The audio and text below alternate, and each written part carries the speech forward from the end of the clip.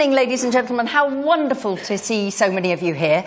My name is Kate Mosse. I'm a novelist and the biographer of CFT and a fledgling playwright, which is why I have a table between me and the brilliant playwright.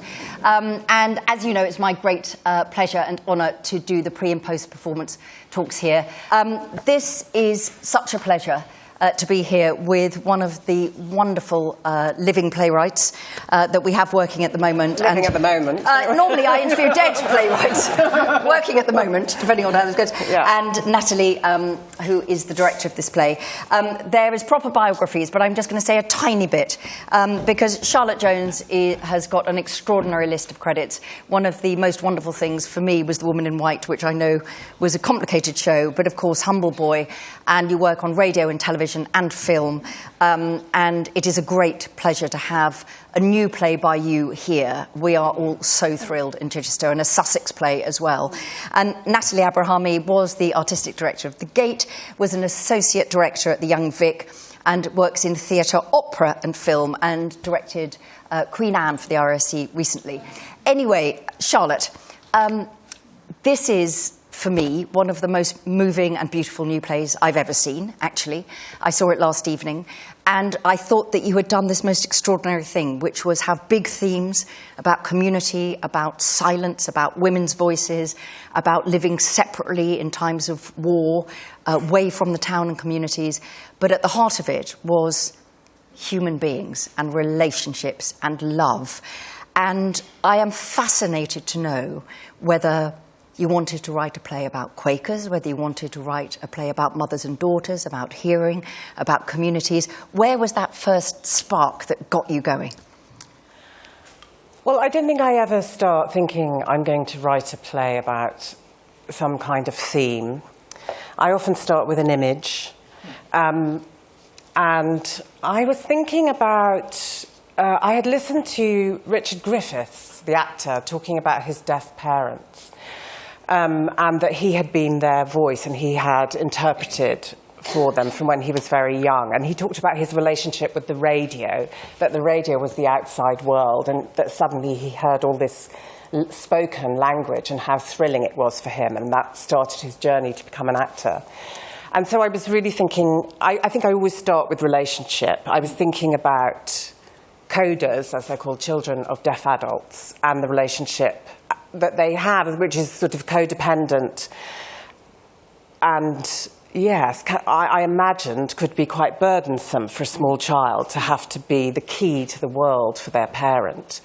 And I had an image of a mother next to her baby, that she can't hear the baby cry, so she ties a red ribbon between her hand and that baby's hand, so that when the baby moves in the night, the ribbon tugs and she wakes up. And that was the start of it. And I think because I was thinking about deafness, I was thinking a lot about silence. And also at that time, I started to attend the Quaker Meeting House in Lewes. And I didn't go there to write a play. I went there for my life, to search for meaning, really. I'd grown up a Roman Catholic. And I went to a convent from when I was 4 to when I was 18. I was educated by nuns. The liturgy of the word runs in my bloodstream. But opposite the Roman Catholic Church where I went, there was a Quaker meeting house. And I always remember walking past it and feeling a pull to it, because it had a beautiful garden, as lots of Quaker meeting houses do. And my mother said, "Oh no, it's a terrible, terrible cult. Don't go in there." But there was just something that I just was drawn to it. And then I think Quakers sort of cropped up in my life, and learnt about them in school with prison reform, Elizabeth Fry, abolition of slavery, and I just always thought they seemed like really good people. And then when I was 40, I went to my first Quaker meeting. And I was really excited because I'd heard that you sit in silence and then someone can be moved to speak. And I just thought, oh my God, when someone speaks, it's going to be so amazing. And so we were all sitting in this circle. And then a woman stood up and said, "There's no good news at the moment, but my daughter just got a 2-2 from Reading University." And I just thought, oh my God, this is deeply disappointing. And Because she should have got a first, obviously. I know. I was thinking, oh my God, she was moved by the spirit to say that. And then I went for coffee afterwards. Well, I think I was sort of drawn in. And I met these two old women, and they said, oh, how did you find it? And I said, well, I found it a bit disappointing. And they said, yes, well, the problem with any religion is the other disciples. And then I just thought, well, I like you. And then it turned out that one of them had just come back from the Wailing Wall, and the other one was going to Burma, and they were just incredibly, they were literally in their 70s and 80s, incredibly engaged. And one of them said to me, you know, we try to spend every Saturday together in silence. And I just thought, oh, they're the real deal. And they said to me, go to Lewis meeting, because I'd gone to Brighton. And they said, it's a beautiful meeting, it's smaller, it's got a children's meeting, and try that. And so I went to Lewis meeting, and on the first time I went, there was one ministry, and a man stood up next to me, and he said, it was a very, very simple ministry, and he said, I am dying, as some of you know, and I just want to say thank you for holding me in the light. I don't have any living relatives, and I feel your tender love and care for me. And then he sat down, and I was next to him, and he was ever so slightly shaking, actually. And I just noticed that the quality of the silence completely changed. Just everyone went like that. And it really reminded me of theatre, of amazing moments in theatre when, you know, when there's an extraordinary actor in the Callan Plankinglia, or, you know, whatever, there's a moment of truth that an audience recognises. But, yes, there's been this research recently that audiences, their heartbeats synchronise when they're watching theatre, and I felt like that happens in a Quaker meeting, and I felt more than that, actually, that in that moment we were all completely connected, and actually we were all dying as well. You know, we were him, and there was no separation between us. So that moment kept me going to Quakers for 5 years, and I found the silence challenging and difficult, and coming up against my own thoughts. And I found the community challenging and supportive and all those different things. And I think gradually out of that, a play started to grow rather than a faith. Yeah. But with that sort of sense, and I'm going to bring you in as well, Natalie, now, that sort of idea that the silence, God is in the silence, and one's own heart is in the silence. And there's very beautiful scenes around that in the play. But also the idea that one of the characters has lived in silence which is lonely and is isolating. So when you first read the play, Natalie, what came to you as how you could put silence onto the stage to achieve what Charlotte is saying about that sort of synchronicity between us all? Because it's a challenge, and there's a lot of silence. There is a lot of silence, yeah. And also silence in the theatre is different to silence in any other situation. You're very conscious of a 2-second... You know when someone has, you know, missed a beat, or you're sensitive to that. So I don't know if I think the first thing I was struck by was, I mean, hearing Charlotte talk about meeting and those ministries, you get that impression when you read the play. It's hard to read a play. It's not the easiest thing to do. And if you can see the play and hear the play in your first reading, then you know that it has grabbed you, and not every play does, and that's something that's an elixir that you're looking for. And certainly when I read the play, I was in floods of tears by the time I got to the end of it, just as I am hearing you. Every time I hear you talk about that man, I just can't think about how amazing that meeting has been, because I've been to several meetings, but the ministries have not. Some of the ministries have been profound, and some are not profound, and that's part of it. But there was one ministry actually where someone stood up and talked about his dead brother, and he said, you know, don't put flowers on my grave, give them to me while I am alive. And it was a really beautiful ministry about honouring and loving the people who you're living with now, and not letting conflict come between you. And I guess that was something that I really was struck by in the play, that the play it speaks from a microcosm, from a very small community, from two relationships, really, kind of two families together.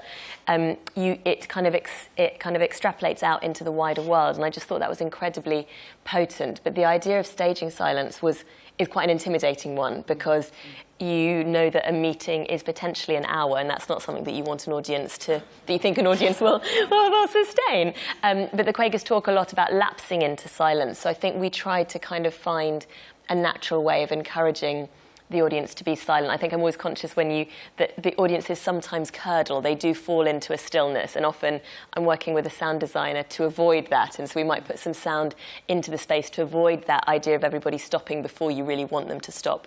But in this show, Ben Ringham, who is our sound designer, he felt we should really encourage that, and so actually we have stripped back a lot of the sound and music that we might ordinarily put into a show in order to explore that.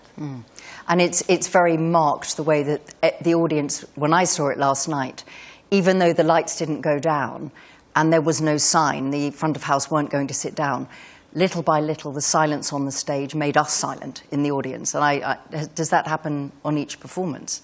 Yeah. So in terms of the relationship at the heart of it, you have an astonishing cast that you've put together. I mean, it's just top acting from everybody. There is a love story at the heart of it, or two love stories at the heart of it, in a way. At least two. At least two, yes, and some that would be more love story, yes, exactly. So when you're casting a play like this, which in a sense, one, it's new, so that obviously is a different bit of casting from a play that everybody knows already. But secondly, where there are so many strong roles, do you start with Lydia, obviously who plays Rachel, or do you start with two of the pairs? How do you, together, I don't know if you're involved, Charlotte, cast a play that is ensemble but also relies so much on towering performances? We cast it together. Charlotte Sutton does all of the casting for all the shows at Chichester Festival Theatre and is really brilliant. So we had two Charlottes in the room at all times. And I think we initially, there was a big demand in the play. One of the roles, Alice, is for a profoundly deaf actor. And we wanted to make sure that we could honour that. So we went on a kind of dual quest of trying to find mother and daughter. And try to establish that relationship of a coda, of a child, of a deaf adult from early on. So that's where we started, and then we sort of opened out from that to kind of, because we're always building relationships. And actually, it's a very small pool of deaf actresses of that age. And quality. I mean, she's an amazing actor. She's an extraordinary actress. And of course, her journey through the play is completely different to all the other actors because she can't hear any of the cues. So she has a completely physical map of her journey. And at certain points, actors will be doing a gesture so she knows where she is in the play. But I mean, I can't even begin to imagine how she finds her way through it. But she's extraordinary. Yeah. I'm tempted to say brilliant writing and brilliant directing because that, I didn't know to start with. I thought I wonder if she is a hearing actor or not. Well, we had two interpreters as well who, I mean, they should be on the cast list, really, because it's so exhausting interpreting as well that they can only do 20-minute shifts. So they worked in tandem to keep Jean in the room, really. And Leona, one of our actresses, speaks a little bit of sign. We tried. We're a bit rubbish, though. But did you all have, not lessons, but did you, beyond the confines of the play where certain characters do sign, did you all actually have some basic lessons so there was a sense of a shared language in the room? There's an online course that lots of us have done, but I think that it's a, Lydia has really gone quite far in the process, and Leona has as well, and I think other of us are shamefully lagging behind. Yeah, we can do the alphabet. The alphabet, which is in the programme, if anybody wishes to learn it too. In terms of the faith at the heart of the play, you've mentioned the ministry, which is, for those of you who haven't yet seen it or don't know, it's people standing up in a meeting and saying what they want to say.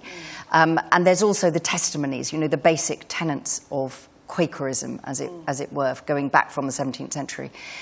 When you were writing, and I know it's taken you longer than you usually do on a play, it's been quite a long... Did the question of how much faith to put in the play or how little much in terms of your explanations of Quakerism ebb and flow, or did you always know how much you needed in order for the architecture of the faith at the heart of the play to be there? Well, I was quite worried about making it too God-heavy, because I think we're quite a secular kind of world now, and I was worried about it distancing the audience. But I mean, one of the amazing things about Quakerism now is that, you know, there are people who are non-theist, who do not believe in God at all. You know, there's a whole umbrella, whole spectrum of belief within Quakerism. But I found sometime when I wrote it, I found that actually using the God word and using the God language really helped to elevate it. And because I wanted to work with quite epic themes, really, and to have it to have a sort of mythic resonance. And actually, when God comes in the room, that really helps. So, yeah, I mean, I did have a line at the end which I cut, in which I referred to God as she, which was my favourite moment in the play. But anyway, but we did cut it in the end for other reasons. But I mean, I think the Quaker testimonies are, let's remember them: peace, equality, justice, simplicity. Truth, and then yes, and increasingly sustainability. Yeah. And I just think there is not much to argue with that, really, you know, for anyone, whether they believe in God or not. And so I think that faith was very easy to put in the play, and those are the central themes of the play. How do we live truthfully? How do we live peacefully? You know, can we find forgiveness? It's Natalie, with the your set, you know, you've got an amazing team, not least of all Paulie Constable and Vicky Mortimer. I mean, great team, creative team. It's beautifully pared back. I felt all the time that the audience was testing themselves about what they would do in every situation. You know, is it right for the Quakers to live outside of the war when everybody else is at war? Is it right for him to carve tombstones when he doesn't agree with war because all of these things? When you're directing a play like this that has got, as Charlotte says, big themes, but it's so domestic in many ways, do you break those bits of it down, or do you actually just let the actors work together to find the truth of each of those scenes? Because it's so moving, this play.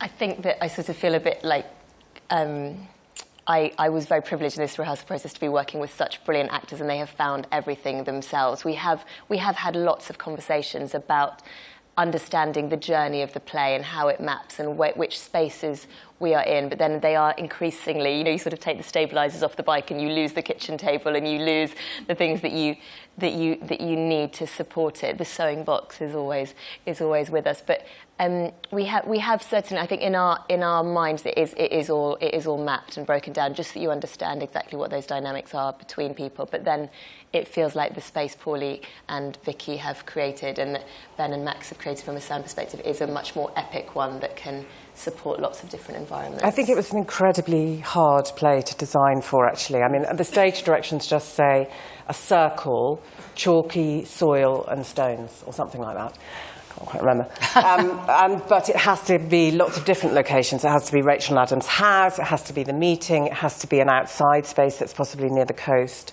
So, I mean, I just thought, I've no idea how they're going to do that, but you had amazing conversations with Vicky, didn't you? And slowly it came together. Well, the play, Paulie was saying something interesting about the space, that the space has its own rules and it is quite rigorous with you, and I think that the play has its own rules as well. Most places are revisited. There is a place called the Place of Stones, there's Rachel Adams' house, there is the meeting house, there's where Adam works, and so we just tried to find a way of being able to find all of those places and find a way to sit them together. And at the heart of things, Quakers meet in a circle, and that felt the most important thing to be able to solve, and then everything emanated out from that. And work feels a very strong principle in the play. They are hard-working, self-sufficient people, and so in a way materiality was really important. There's that, you know, William Morris talks about that you should have nothing in your home unless it is beautiful and useful, and that has been adopted by the Quakers and then rejected, but that sense of everything.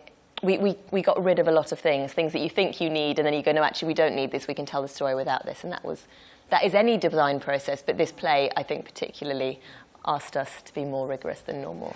And what is the great privilege, obviously, about directing a brand new play, but what are the different challenges about working with a new text? Does it change more? Do you change lines when you have the writer in the room? Did she twist your arm? It's the biggest thrill having the right thing.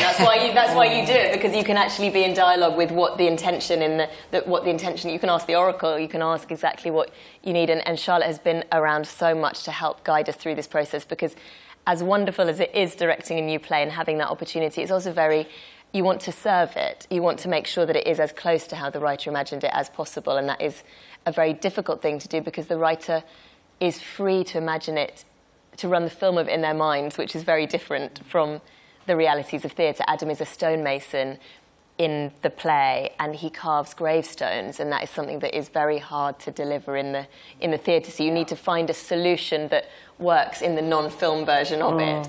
That we were worrying about goggles and kind of polystyrene rocks. Yeah, so you kind of need to find. But you want to make sure that the solutions that you're offering up are things that actually still serve the heart of the play. But it's been a really exciting challenge. And a question about, the wonderful central role of Rachel, played by, superbly, obviously, by Lydia. That is also another theme, if you like. It's about a woman finding her voice. And there is a great deal of power and hope in that particular story. Did she, as you wrote her, become Rachel? Or did you always know what her journey was going to be? I'm sorry I used the word journey, but it actually is a journey in the play.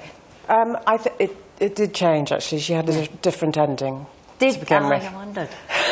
But because it's so powerful. Yes, I mean, I knew that she was always some sort of minister, and that her ministry was a problem, and but then the need to speak was very strong in her. And I mean, I wrote it before all the Me Too stuff, but because we've been living Me Too for longer than that, but. Yeah, it did change, but she was very vivid for me from the beginning. I mean, I'm sure I've said before that I think plays come from your own scar tissue. And I think there is something there of my journey as a writer and as a playwright and having problems getting plays produced or being in certain environments where I didn't feel heard that have gone into the making of Rachel. Mm-hmm. And in terms of the pressures on the community, the Quaker community, and living out. When you see the play, I'm trying not to give anything away, obviously, because it's so magnificent in the way that it unravels. But did you, when you started to consider that issue about what it means to be part of a community, what it means to be born into a community or welcomed in, or to stand apart from big world events, when you started writing those scenes, did you have your own view about that, whether it's right that they stay apart from the world or not right? Or was that never a question you needed to ask because it's about the characters? I mean, both of you, really, for that. Big question. Well, it is a big question. I was really interested in that dynamic, literally, in Quakerism, actually, because it is a very, there's a part of it which is a completely contemplative, introspective practice of sitting in a room with not many people, usually, in silence, waiting for something to happen or not happen. And then there are Quakers who have a huge calling and leading for social witness and action and political action, and I'm always really interested in that dynamic. I'm interested in contemplative nuns who stay in convents for their whole life and pray, and whether that has any effect on the world. So I didn't have any sort of thesis about what I thought was right, but I just wanted to explore the dynamic of it. Because after I'd seen it, we all had a jolly big discussion about that, and I think if that isn't what theatre's about, then nothing is, and everybody felt completely different. Well, they should have done this, they should have done that. Oh, really? Right, we've got time for a couple of quick questions, but could you make them brief questions if you have anything to say? Hi, I was wondering whether you could tell us something a bit about how the audience has reacted to date with the shows you've had, because you've been in previews, you've got press night tomorrow, and whether, as a result of that audience feedback, any changes are being made to the play. Well, people have been quite cross about you taking notes during the show. Yes. I've never been told. You've been challenged, haven't you? I have been challenged. Last night was the first night that I wasn't challenged and that we didn't have to report front of house that there might be a complaint about someone taking notes in the auditorium. So yes, we've been making loads of changes. I love previews. It's a the actors have been incredibly tolerant. We have one of our performers sat here in the back, Barry Jarvis, but I think it's a great opportunity, particularly with a new play, to make tectonic changes and really shift them in response to what you gain from an audience. It's always nice if a play has an interval, you can go and eavesdrop in the loos or hear people's responses as they leave It's not good for your mental health, though. No, it's really helpful because you realise, oh gosh, that beat isn't working quite how we want to, because you can sense and you listen, or certainly I listen to an audience. I know when they're leaning in, and I know when they're kind of leaning out of something and not as focused, and I know when they don't cough, and I know when they start to cough, and I know that I need to respond to those things, because actually people don't cough when they're having a great time. They don't. And so you kind of go, maybe something isn't right. So we've been very tuned into that. We've made really big changes. Yeah. I think also because the play, in a way, is a thriller. There's lots of twists and turns, and so it's all. I never know until the first preview whether those story things work. And actually, we've been really heartened, haven't we, by how engaged. I mean, we've been having gasps, which I said on that because I think I've written a Quaker panto. But, behind you, yes. I know. But yes, I mean, I've never written anything that's so psychologically thrillerish, really. And I've always written comedy, so I've always sat in the audience and thought, oh my God, they're not laughing yet. Yeah. But this time, I don't have that pressure, but I have the pressure of, are they following the story? Are they getting that bit of story? But yes, we've made lots of changes, but we've also been very heartened. But the audience, we've so enjoyed, except for being told off, I've really enjoyed the audiences here so much, because you are so attentive and so engaged, and you really feel those responses. There's some twists and turns in the plays, and you really hear those responses, which is really thrilling. Right, quick question there. Thank you. I'd be interested to know how the play ended up at Chichester. I mean, did Chichester commission you to write the play, or did you offer it to Chichester? No, it was... all my plays sort of happen by accident, I think, because I'm completely reclusive most of the time, and I'm just in my loft and I don't show anyone anything. But I started writing it 10 years ago, and it was sent by a director to Daniel Evans when he was running Sheffield, and he really loved it. But it was in quite a different form. It had some dance in it. Don't ask like that. But I think the director didn't want to do a play at Sheffield at that time, and then I just put it away. I was doing lots of television and other things, and I had young children, and so I didn't think about it. And then I had a reading of it at some point, and then I actually thought, I've heard it now. That's fine, I've heard it. But then it got sent to him by somebody, my agent or someone else sent it, and then he said, would you like to come to dinner? And I thought, perhaps he's going to commission me to do a new play. And then he said, we want to do the meeting. And I went, why? I was very, very ungracious. But then, yes, I hadn't had a play on for 7 years, so it was quite scary for me, really. But I thought it was I thought, yes, well, okay, they want to do it, they should do it. But, and then we got Natalie involved, and then I started to work on the dramaturgy with Natalie and also with Kate Bassett, the literary manager here. But it was a bit of a circuitous route. And of course, that was one of Daniel Evans's commitments, as you all know, to commission work from writers who are Sussex people as well. Yeah. That sense of celebrating here. And it is enormously... I suppose an example of the fact that beautiful, exceptional work takes a long time. It doesn't happen overnight. So there we are. But I think I can say without any doubt, on behalf of us all of us who have already seen this amazing production and this amazing play, and for everybody who's about to have this wonderful experience, all the best of luck for press night. You will all want to go and tell everybody to come and see this play. So do that. But we wish you all the best for the run, and thank you so much for joining us. Natalie and Charlotte.